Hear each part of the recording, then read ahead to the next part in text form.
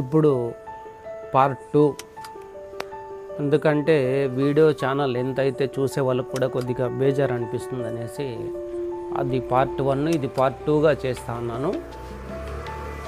విషయం ఏమంటే ఇప్పుడు అవి పార్ట్ 1లో అవి ఏమేమిటికి అవి ఏమి ఉపయోగపడతాయి అనేది చెప్పుకొని వచ్చిన. ఇప్పుడు మానవ జన్మ గురించి అంటే నువ్వంటూ ఏమి అనే దానికోసం ఇప్పుడు విషయం ఏమంటే ఇప్పుడు మనం ఒక పంట పెడతాము, ఒక ఏదో ఒకటి చేస్తాము, చేసిన దానికోసం ఆ పంట పెట్టినప్పుడు ఆ ఇత్తనం వేసినప్పుడు దున్ని ఇత్తనం వేస్తాము. ఇత్తనం వేసిన తర్వాత దాన్ని తినేదానికోసం మళ్ళీ కొన్ని పక్షులు వస్తాయి, కొన్ని పందులు వస్తాయి, కొన్ని అవి వస్తాయి, ఇవి వస్తాయి. దాంట్లోకి ఏదో కొంచెం చేస్తారు, అవి కొన్ని తినేసి వెళ్ళిపోతే కొన్ని మిగిలిన తర్వాత అవి మొలకలు ఎత్తి మళ్ళీ ఒక చెట్లు అవుతాయి.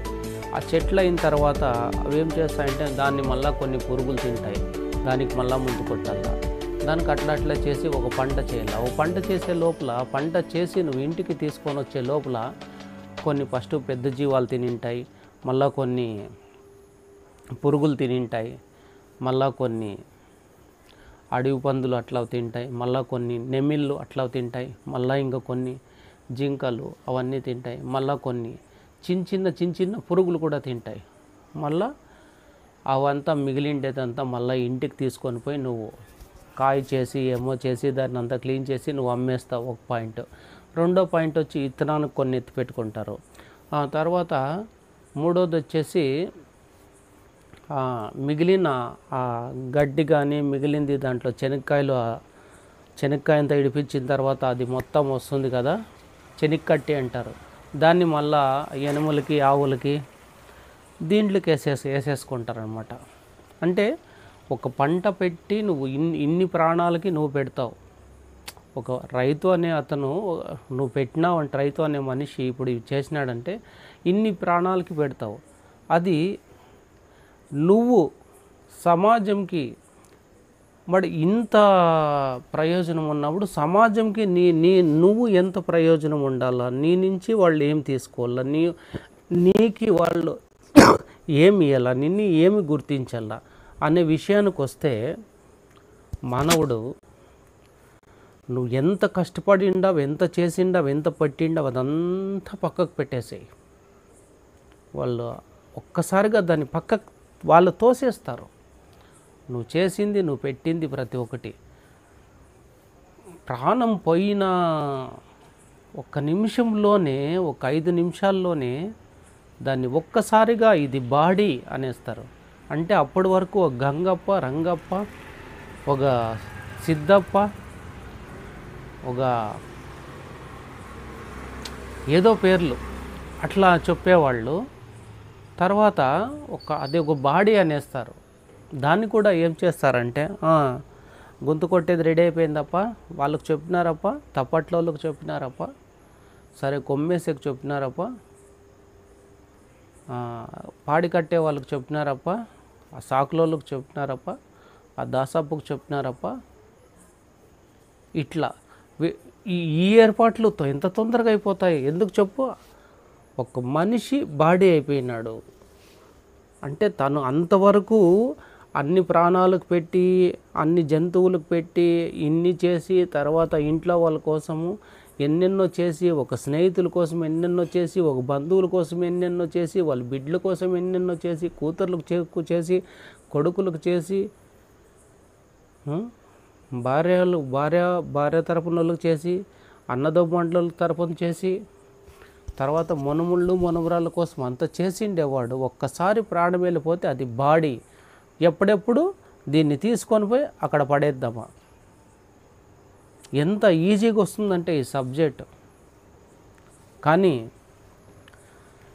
ఇంక అయిపోయింది, దీన్ని పడేయండి, దీన్ని పక్కకు పెట్టేయండి, దీన్ని పడేయండి, ఇంకా ఎత్తుకొని పోయి అడేసేసేయండి అంటే అది ఎట్లా అయిపోతుందంటే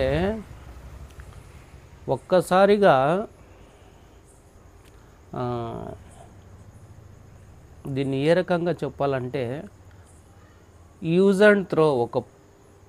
ఒక ప్లేట్ కానీ ఒక గ్లాస్ కానీ నువ్వు అన్నం తినేంత వరకు ఆ ప్లేట్ అవసరం, నీళ్ళు తాగేంత వరకు ఆ గ్లాస్ అవసరం. తర్వాత దాన్ని తీసి పక్కకు పడేసినట్టు తన తండ్రిని కానీ, అన్నను కానీ, భార్యను కానీ, భర్తను కానీ, ఏ సంబంధం ఉన్నా కూడా అయిపోయింది ఇది వాడేసినామని పడేయండి అని ఎంత ఈజీగా చెప్పేస్తారంటే ఒక్క మాట ఒక్కసారిగా అది శవం.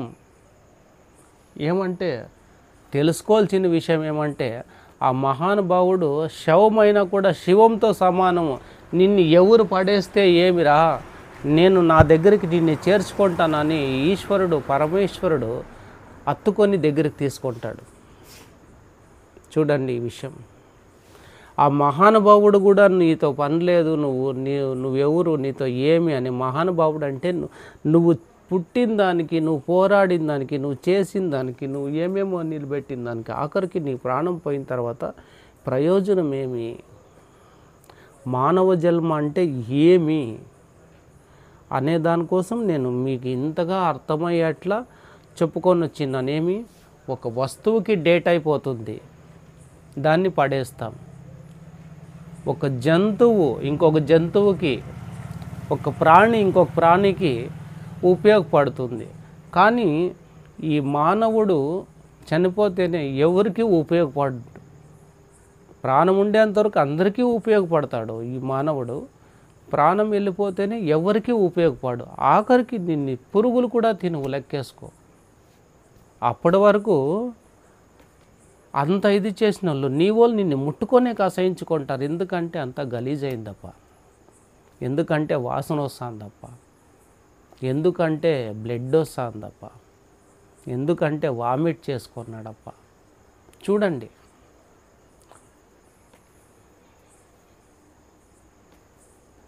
మానవ జన్మ ఎట్లుంటుంది అంటే అవసరం ఉండేంత వరకు, నువ్వు యూజ్ అయ్యేంత వరకు, అన్ని రకాల బంధంతో కూడా నీకు తోడు, నీకు ఒక లింక్ ఉంటుంది. నీ శరీరంలో ఈ ఆత్మ ఉండేంత వరకు ఒక లింక్ ఉంటుంది. ఈ శరీరంలో నుంచి ఆత్మ వెళ్ళిపోతేనే నువ్వు ఏమిటికి పనికిరావు.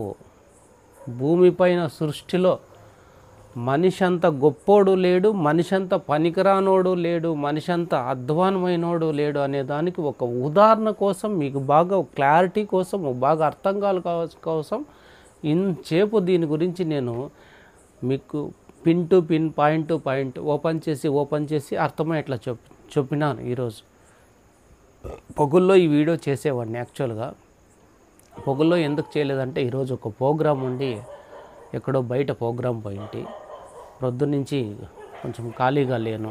దానికోసం ఏం చెప్పాలా, ఎట్లా చెప్పాలా, ఏం తెలియచేయాలా అనే దానికోసం మీకు ఇది తెలియచేసే దానికోసం ఈరోజు పార్ట్ 1, పార్ట్ 2 కూడా చేయాల్సి వచ్చింది. ఇట్లా నిన్ను నువ్వు అర్థం చేసుకునే దానికోసమే ఈ వీడియో. దీనికి ఏమి అంటే పార్ట్ 1, పార్ట్ 2 కూడా దీనికి పెట్టే పేరేమంటే నువ్వు ఎవరివి, నువ్వు ఏమి, నువ్వు ఎందుకున్నావు, నువ్వు ఏం చేస్తావు, నువ్వు ఏమి చేయగలవు, నీ నుంచి ప్రయోజనం ఎవరికి ఉంది, అది నీకుందా, నీకు సంబంధించిన వాళ్ళకుందా, ఏమిటికి ఈ మానవ జన్మ, దీనికి ప్రయోజనం ఏమి అనే దానికోసమే ఈ వీడియో. ప్రతి ఒక్కరు అర్థం చేసుకోండి, నిన్ను నీవు అర్థం చేసుకోండి. నీవు ఎవరివి పార్ట్ 1, నీవు ఎవరివి పార్ట్ 2. ఇదే ఈ వీడియోలోని ముఖ్య ఉద్దేశం. దీంట్లో ఎందుకంటే నేను ఇంకొక విషయం నీట్గా ఎందుకు చెప్తానంటే దీన్ని శ్రద్ధగా విన్నోళ్ళకు మాత్రమే అర్థమవుతుంది. దయచేసి శ్రద్ధగా లేకుండా ఊరికే వినేవాళ్ళకి ఇది అర్థం కాదు. అదొక్కటే విషయం, ప్రతి ఒక్కరు ఆలోచన చేయండి. నాగరాజు దాసప్ప హిందూపూర్ శ్రీకంఠపూర్ యూట్యూబ్ ఛానల్ ప్రతి ఒక్కరు సబ్స్క్రైబ్ చేసుకోండి. ప్రతి ఒక్కరు సాధ్యమైనంత ఎంత సరిపోతే అంత ముందుకు పంపించండి. తర్వాత నలుగురికి ఉపయోగపడే పని చేయండి. ప్రతి ఒక్కరు అర్థం చేసుకోండి. సమాజంకి ఏదో రకంగా ఒక సాయం అందించాలి. కాబట్టి నాకున్న ఆ మహానుభావుడిచ్చిన ఆ ఈ మెదడుతో, ఆ మహానుభావుడిచ్చిన హృదయంతో, ఆ మహానుభావుడు నడిపించే నడకతో మీకు నా వంతు నాకు చేత అయ్యేంత ఎంత మహానుభావుడు శక్తి ఇచ్చినాడో అంత శక్తితో మీ ముందుకు తీసుకొని వచ్చేది, నలుగురికి తెలియచేసేది నేను చేస్తా ఉండే ప్రయత్నం.